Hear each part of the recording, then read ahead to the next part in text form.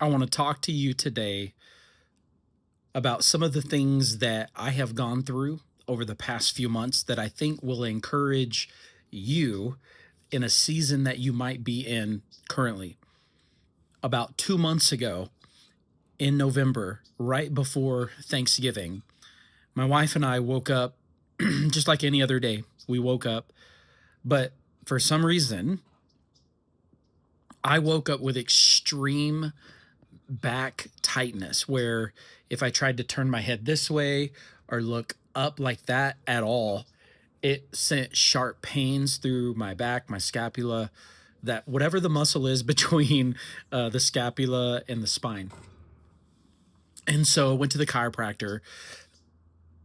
And after I went to the chiropractor about 5 times, nothing was getting better. And it's not a knock on my chiropractor. He's amazing. However, on the fifth one, the fifth adjustment, I felt like a literally a shock go through my back. And so he actually recommended, hey, Jory, go get an MRI.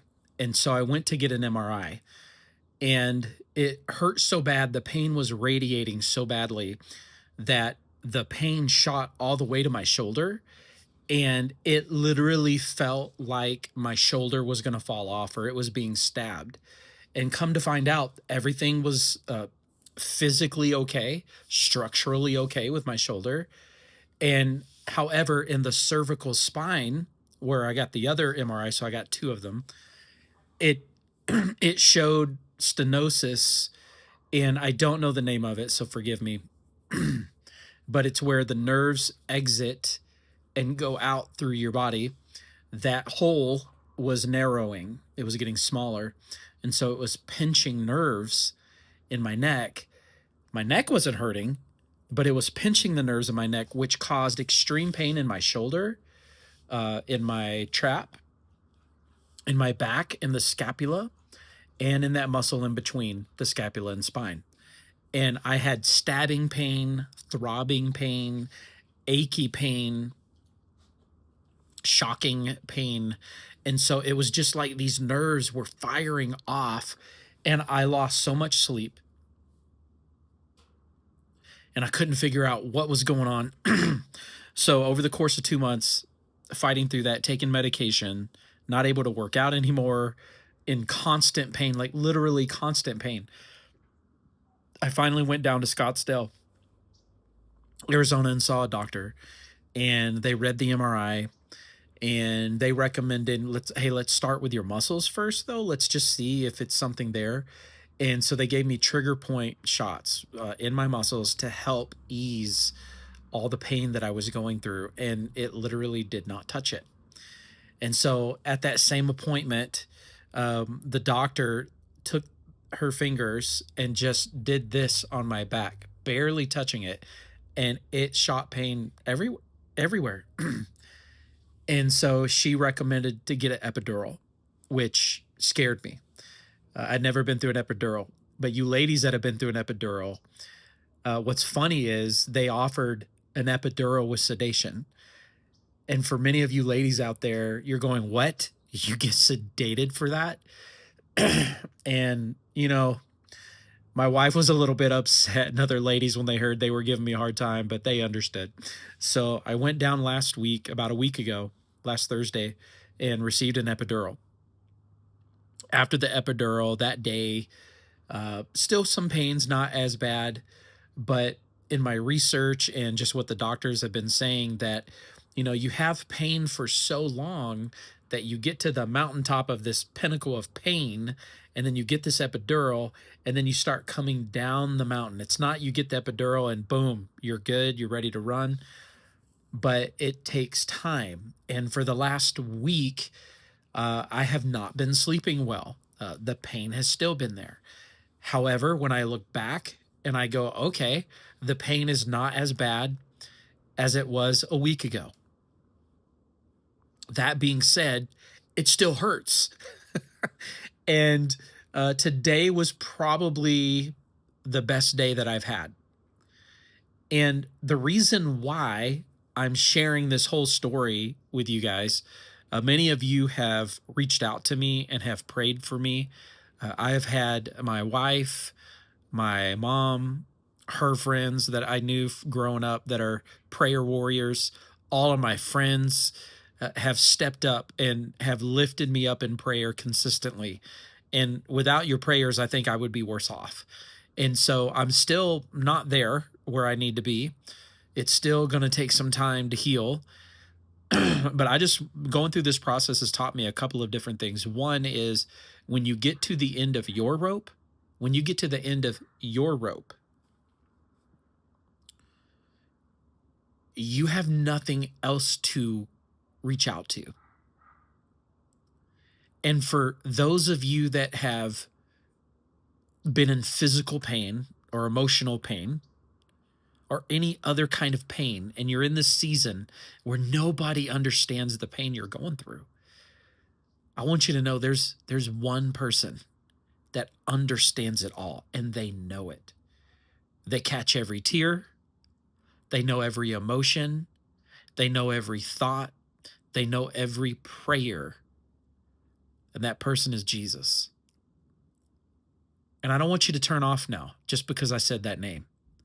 But I'll tell you, when you're at the end of your rope and you're in pain and you can't figure life out, the finances start going crazy, your kids start going crazy, your job starts going crazy, your body is going crazy, relationships, all those things can seemingly come down at one time. And there's people out there right now, and I'm talking to you, the one that is suffering in silence. And I want you to know that God sees it. And you might be asking yourself, well, why doesn't he do something about it? I don't know the answer to that. I wish I did. But I do know this: his character is always good.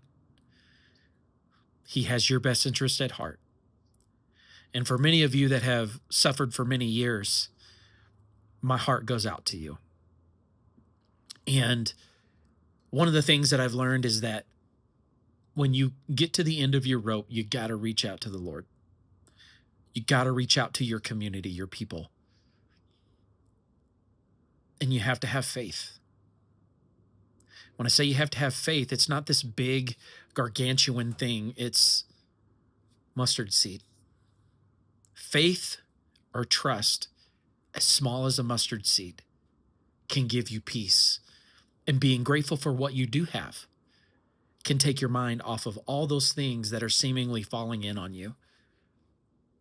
So I record this video for you out there. Maybe you're a dad, you're trying to figure life out.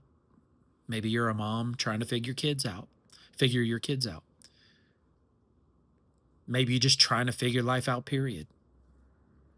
But I'm here to tell you, you are absolutely not alone. You're not alone. The other thing as well is gratefulness. When I start thinking about all the things that are coming against me and my family right now, and probably what you're thinking about coming against you and your family, is this simple thought of, I'm going to be grateful for what I do have, because gratefulness takes my focus on the goodness of God and takes it off of all the circumstances that I can't control anyway.